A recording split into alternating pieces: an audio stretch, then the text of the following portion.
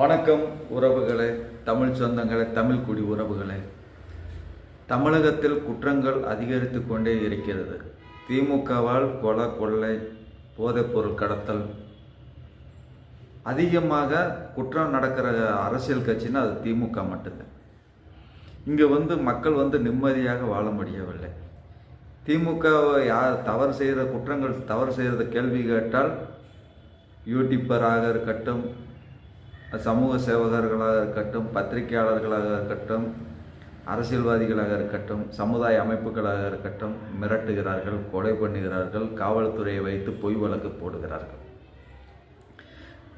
நேற்று சவுக்கு சங்கர் வீட்டில் தமிழகத்திலேயே இதுவரைக்கும் இந்த உலகத்திலே பார்க்காத அளவுக்கு தீயணைப்பு படை வண்டியை வைத்து சவுக்கு சங்கர் வீட்டில் சுற்றி பல காவல்துறையை போட்டு அந்த அப்பார்ட்மெண்ட்டில் இருக்கும் மக்களை அச்சுறுத்துறது, மக்களுக்கு எதிராக செயல்பட்ட திமுக அரசு சவுக்கு சங்கர் வீட்டை கதவை உடைத்து அதுக்குள்ளே இருக்கும் அவரை கைது செய்து அங்கே இருக்கிற வீட்டில் இருக்கிற பொருள், பணம், நகை திருடுறது.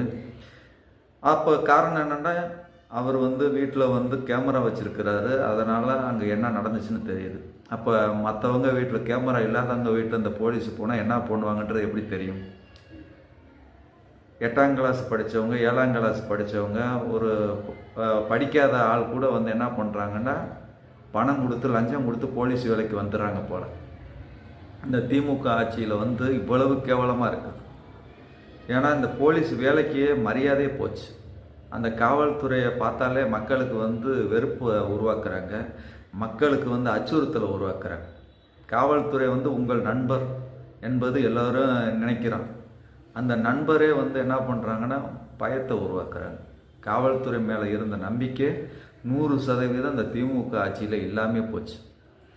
இவர்கள் ஊழல் பண்ணுறது, இந்த KN நேரு 1000 கோடிக்கு மேலே ஊழல் பண்ணாதான் வெளிப்படுத்தணும்னு உடனே சவுக்கு சங்கர் சொல்கிறாங்கன்றதுக்காக அச்சுறுத்துறது.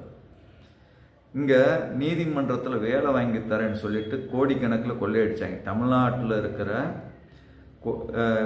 நீதிமன்றத்தில் அரசு வேலைன்னு சொல்லிட்டு அரசுக்கு டாக்குமெண்ட் மாதிரி ரெடி பண்ணி அரசுடைய கையெழுத்து போட்டு கரண்ட் நீதிபதி வேல்முருகன் அவருடைய கையெழுத்தை போட்டு யார் ஊழல் பண்ணுறா?